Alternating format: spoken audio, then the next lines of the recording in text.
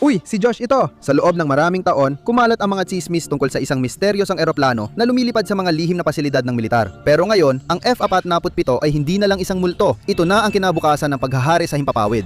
Ngayong episode ng The Infographic Show, ilalantad namin ang aming nalalaman at kung bakit ito tinatago. Noong Marso 2025, tahimik na ibinigay ng US ang isang mahalagang kontrata sa depensa na nagresulta sa F-47. Hindi lang ito pamalit sa F-22 Raptor, ito ang sentro ng susunod na air dominance program at kayang gawin ang mga bagay na di kaya ng mga fighter ng ikalimang henerasyon. Plano ng hukbong himpapawid na bumili ng 185 nito. Mahigit $20 bilyong na ang nagastos sa development nito. Ano ang dahilan kung bakit kakaiba ang jet na ito? Sige, simulan natin sa bilis. Ang F-47 ay ginawa para sa bilis. Umaabot ng higit sa Mach 2. Ibig sabihin, mahigit 1,500 milya kada oras iyon. Bagamat classified ang bilis, may ulat na kaya nitong umabot Mach 2.25 o mahigit 1,700 milya kada oras. Pero hindi lang bilis ang mahalaga. Kayang lumipad ng jet na mahigit 1,000 nautical miles sa labanan nang hindi nagre-refuel, malaking pagbabago ito sa kakayahan. Ibig sabihin, kaya ng F-47 pumasok at magtagal ng ilang oras sa teritoryo ng kalaban. At mahalaga ito lalo na sa mga reyon tulad ng Pasipiko, kung saan ang mga sona ng labanan ay maaring paghiwalain ng malalawak na karagatan na umaabot ng libu-libong milya. Mas malaki rin ang eroplano kumpara sa karamihan ng mga karaniwang fighter. Gumagamit ito ng advanced na carbon fiber composite na mas matibay pero mas magaan kaysa bakal. Ang tibay at gaan ng F-47 ang dahilan kaya kaya nitong magdala ng mas maraming gasolina kaysa ibang fighter, kaya mas malayo at matagal itong lumaban. Hindi mo akalain kung gaano kalayo ang mararating nito ng tuloy-tuloy. Karamihan sa mga jet ng ikalimang henerasyon, kailangan pang mag-refuel ng paulit-ulit para sa ganitong distansya. Dahil sa tagal lumipad ng F-47, kaya nitong magpatrolya sa malalawak na dagat, umiikot sa kalabang fleet o manatili sa mahahalagang lugar ng ilang oras nang di nagre-refuel. Nagbibigay ito ng bagong antas ng kakayahang umangkop. Isipin mong ang F-47 ay pumapasok ng malalim sa Pasipiko na mabigat ang tangke ng gasolina habang ang J-20 ng China, isang ikalimang henerasyon na fighter, ay nagkakalkula ng pag-uwi. Sa malayo ang labanan, ang tibay ay hindi lang kalamangan kundi pagiging dominante. Kapag pinagsama ang layo at bilis, hindi lang ito kahanga-hanga. Binabago nito ang patakaran ng digmaan. Ang bilis ay hindi lang numero, kundi sandata. Ang tunay na inobasyon ay nasa mga makina. Ang F-47 ay may 3-stream system na kayang magbago habang lumilipad. Sa isang mode, maximum ang bilis. Sa kabila, matipid sa gasolina at mas malayo ang mararating. Parang dalawang makina sa isa. Ang ikatlong daloy ng hangin ay sumisipsip ng init mula sa mga onboard na sistema, binabawasan ang thermal signature ng eroplano at pinapahirap itong ma-detect. Dito nagiging seryoso ang usapan. Inasahang makakalipad ang F-47 sa supersonic na bilis kahit walang afterburner, kakayahang tinatawag na super cruise. Ibig sabihin, kaya nitong lumipad ng mas mabilis sa tunog nang hindi agad na uubos ang gasolina o naglalabas ng infrared na init sa kalangitan. Ibig sabihin, kaya nitong maglakbay ng malayo sa maikling oras ng tahimik, epesyente at mabilis. Ayon sa ulat, lumilipad na ang test version mula 2020 at ang unang opisyal na lipad ay sa 2028. Target maging handa para sa labanan sa unang bahagi ng dekada 2030. Hindi lang ito mabilis, ito ay bagong uri ng banta. Nagbibigay din ang Super Cruise sa F-47 ng operational na kalamangan sa sorpresa. Sa mga sitwasyon tulad ng operasyon sa mga isla ng Pasipiko o mga misyon ng pagtugon sa pagsalakay sa Europa, maaari itong makarating sa isang pinagtatalunang lugar bago pa makakilos ang kalaban. Ang bilis na yan, kapag pinagsama sa tibay, ay lumilika ng isang ganap na bagong uri ng banta, isang halos hindi maabot mula sa oras na ito'y dumating.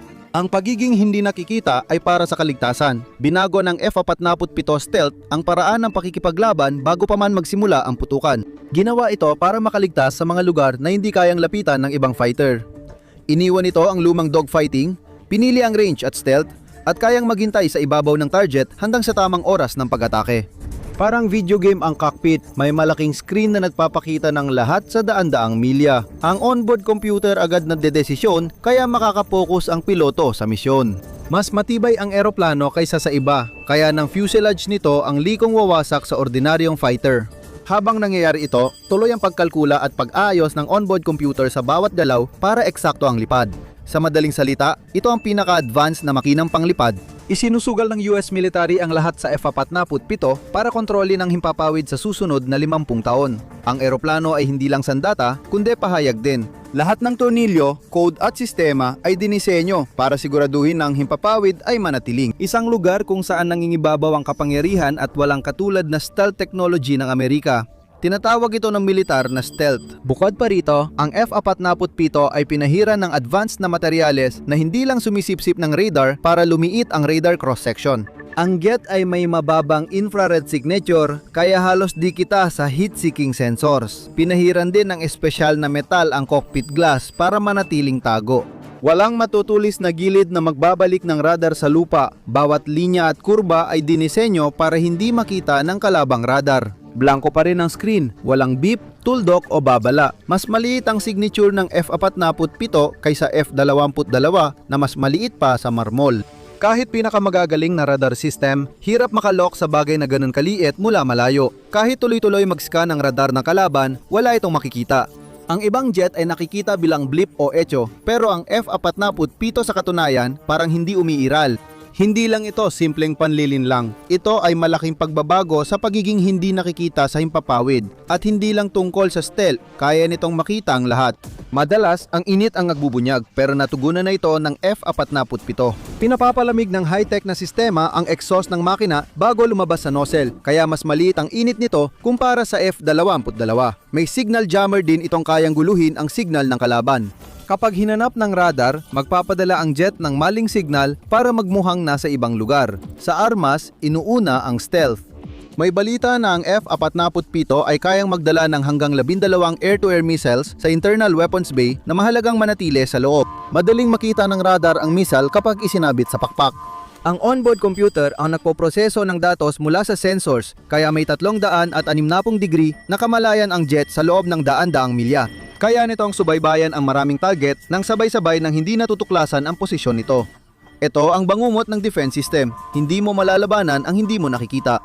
Binabago ng mga F-47 system ang situational awareness, lampas pa sa stealth at bilis. Lahat ng sensor, radar at infrared detector ay nakakabit sa iisang network na mabilis sinusuri ang mga banta at oportunidad. Hindi lang tumutugon ang jet, kundi nahuhulaan pa kung maglulunsad ng surface-to-air missile ang kalaban. Kaya ng onboard computer, sabay-sabay kalkulahin ang mga evasive maneuver, countermeasure at opsyon sa pag-atake.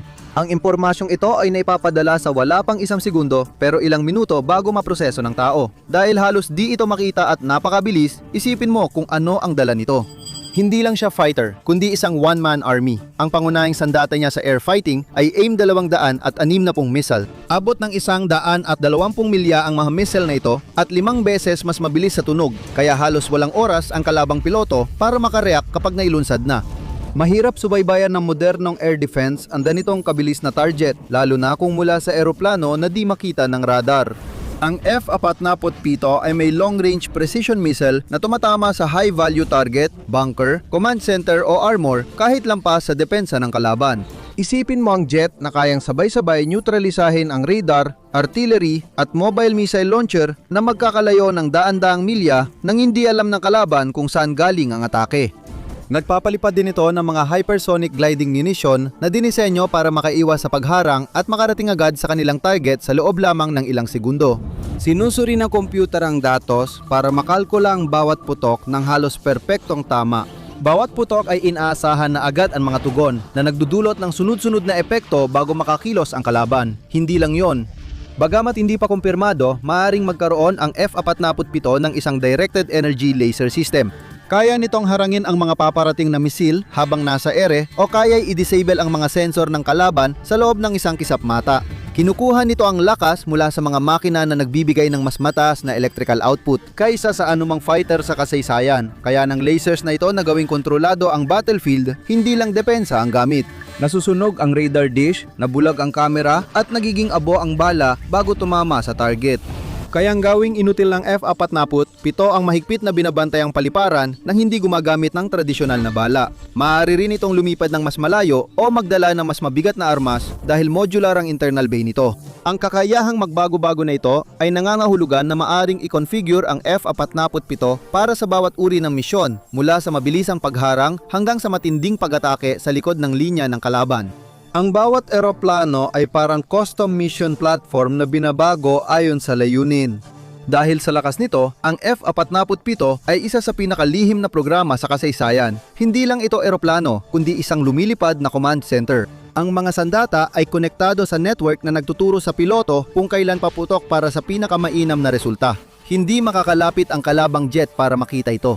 Ito ang pinaka-nakamamatay na makinang ginawa para lumipad sa himpapawid at dinisenyo ito para siguraduhin na walang kalabang jet ang makakalapit para kahit makita man lang ito. Alam ng militar na kapag nalantad ang lahat ng kakayahan nito, maaaring magbago ang balanse ng kapangyarihan sa himpapawid. Bawat test flight, bagong tambok at bawat pyesa ay in-engineer at binantayan ng maingat. Bihira ang tagas ng impormasyon at ang lumalabas na detalye ay kadalasan lumana. Hindi talaga alam kung ano ang kayang gawin ng jet.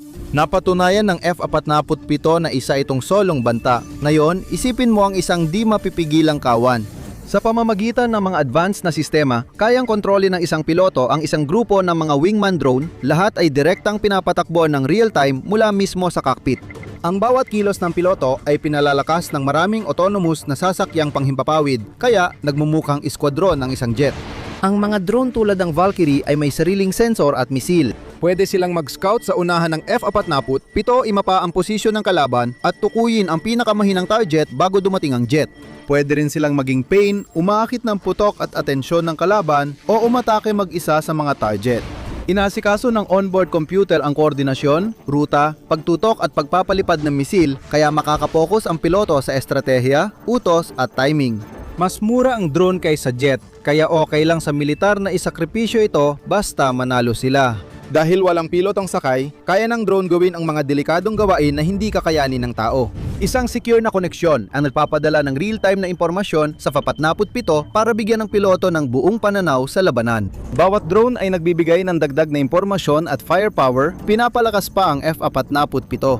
Maaring kayanin ng kalaban ang isa o dalawang fighter jet, pero iba na ang laban kung kawan ng drones ang umaatake mula sa lahat ng direksyon. Ang F-47 ang utak ng misyon na nag-uutos sa bawat galaw ng eksakto. May self-repairing software system ito na kayang ayusin ang sarili nitong code kapag na-cyber attack. Ngunit hindi pa kumpirmado ang claim na ito. Tinitiyak nitong ligtas at tuloy-tuloy ang koneksyon sa lahat ng drone habang abala ang kalaban sa pagpabagsak ng mga ito. Ang F-47 ay pumupwesto na para sa mapagpasyang pag-atake. Bawat galaw ay koordinado, bawat atake ay eksaktong naitakda. Isang piloto sa jet na yon ang kumukontrol sa buong puwersa na nagwawaka sa dogfighting gaya ng alam natin. Bagong takot ito para sa mga bansang gustong tapatan ang teknolohiya ng US. Ginagawang pinakamalakas na puwersa ng F-47 ang piloto. Mas lalo lang itong nakakatakot kapag tiningnan mo kung paano talaga ito nagsimula. Ang F-47 ay may mahabang kasaysayan at itinago ng matagal sa mga lihim na test program ayon sa mga ulat ng tagamasid. Makakakaibang anyo na walang buntot na lumilipad sa Area 51. Iyon ang unang prototype ng F-47. Nanggaling ang disenyo nito sa X-36 isang test jet mula noong dekada 90 na nagpakitang kayang lumipad ang fighter jet kahit walang tradisyonal na buntot. Ang pagtanggal ng buntot ay nagpalit ng eroplano na mas mahirap makita sa radar mula sa gilid. Ginamit ito ng F-47 na naging mas nakamamatay at epektibong sandata. Ang lihim na paggawa ng F-47 ay nagbigay ng malaking kalamangan sa US. Matagal itinago ng militar ang programang ito, kaya nagkaroon sila ng technological na kalamangan bago pa malaman ng iba ang ganitong jet. Nan malaman ng mga karibal na bansa na ang ganitong stealth at liksi ay hindi na lang konsepto. Ang US ay lumilipad, sumusubok at nagpapahusay na ang mga sistemang magtatakda sa F-47. Ang lihim na kasaysayang ito ay higit pa sa isang kwento. Babala ito, kapag hindi nakita ng kalaban, hindi nila mapipigilan. Ang F-47 ay nilika para gamitin ang kalamangang iyon. Hanggang ngayon, marami pa ring misteryo rito. 70% ng F-47 program ay classified pa rin. Ang unang pampublikong sulyap ay dahil lang sa ilang opisyal na pahayag at isang nag-leak na litrato na kinalaunay na kumpirmang labis na in-edit.